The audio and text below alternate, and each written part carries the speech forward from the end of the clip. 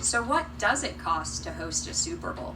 Matheson contends that for some cities, the cost starts with building a new stadium. 7 NFL stadiums were constructed from 2006 to 2017, and by 2019, each will have hosted a Super Bowl. And on average, taxpayers contribute $250 million for stadium construction. They say, look, you build the stadium and we'll bring you a Super Bowl. If the Super Bowl actually brings $400 or $500 million to the city, then all of a sudden handing over $500 million in taxpayer subsidy looks like a pretty good deal. Unfortunately, if the actual impact is a fraction of that, then all of a sudden taxpayers are on the hook for a huge stadium and they're not getting much in the way of help, at least from the Super Bowl, to pay that stadium off.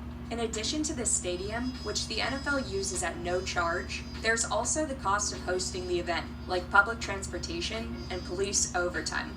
For example, in 2014, New Jersey gave the NFL an $8 million tax break, and NJ Transit ended up with $5.6 million of losses transporting fans to and from the Super Bowl. But on top of that, the NFL requires additional expenses.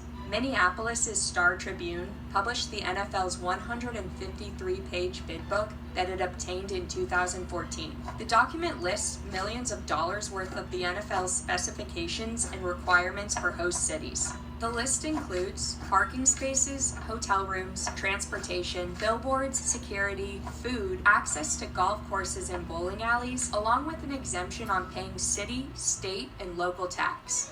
That obviously means that a lot less money is sticking in the city. That's all going back to NFL's headquarters. And at that point, the money does get shared. But again, it doesn't get shared with local governments. It gets shared with other 32 team owners. These are high demands, and committees comply under the assumption that they'll make the money back. But just how much of a profit are cities actually making?